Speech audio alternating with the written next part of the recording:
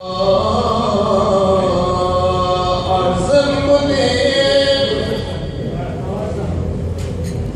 arzım bu dikenliğden olmayan,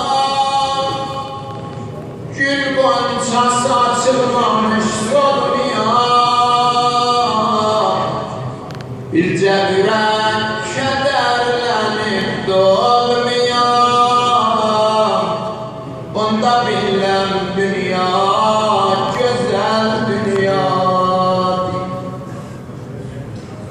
Sizə qurban Allah. Havasız məndə olsun 5-6 dəqiqə tam ustadlarım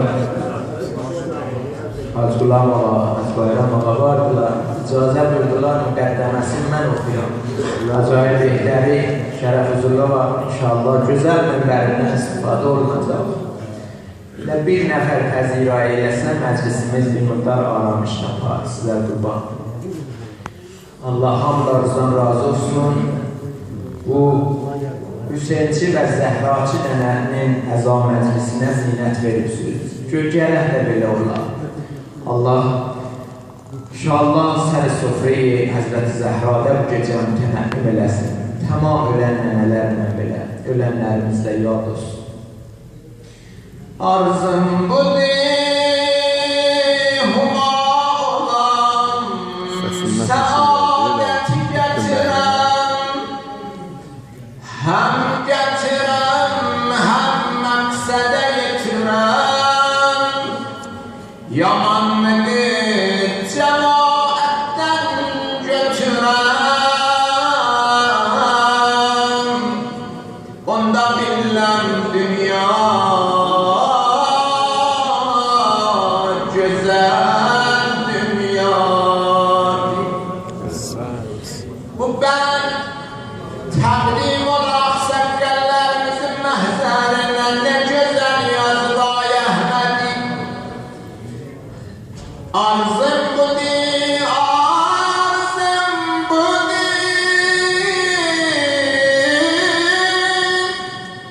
Çelik olan kocaların eline, cehiz olan yoksul kıza geline, hafsız olan insanların diline, onda bilmem dünya, güzel dünya dikine, keder kaçak düşer aradan, boş kalmaya insan cebi paradan, razı ola bizden bizi yaradan, onda bilmem dünya, güzel dünya değil, onda bilmem dünya, güzel dünya değil. Cavanlar bu fermayışı peygamberdi, der mahzere buzurgan ulema yürür neçe kada oturup baksın ibadet yazarlar. En-nezaru ilel Kâbeti ibadet, Kâbe'ye bakmak ibadettir. En-nezaru ilel mushafi ibadet, Kur'an'ı açıp baksın ibadettir. Ve bila fasile buyurur, en-nezaru ila vechil valideyni ibadet. Məhəbbətinlə atanın, ananın üzünə baxasın.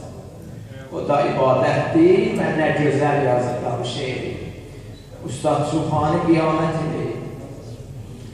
Bu bir kəlmə Peyğəmbərin sözüdür. Bütün yaxşı kəlmələrin gözüdür. Buyurur ki behişt insan özüdür. Hizmet et atıva anıva din kardeşime. Koy Kabe dolansın sen başıma. Sağ ol. Hizmet et etme tova, anvadin kardeşi var. Koy Kabe dolansın, senin başı var. Eşitmiş bu hadisi, Peygamberden güya bir şehirde bir nabina kişi varmış. Hey oturan günden dizlerim bıçaklardı, yana yana ağlardı. Allah kaş, benim de gözüm olaydı. Bir defa bakaydım atamın anamın yüzüne. Heyf ki onları görebildiler, nabina idi. Naklediller varmış, şehride bir nabina.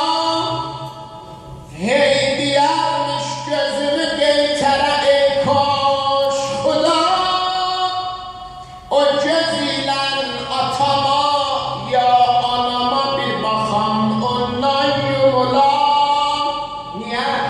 Ah seyre gülzara giden rahi görer, şahi görer. Veli ata ana yüzüne kim bakar, Allah'ı görer. Seyre gülzara giden rahi görer, şahi görer. Veli ata ana yüzüne kim bakar, Allah'ı görer.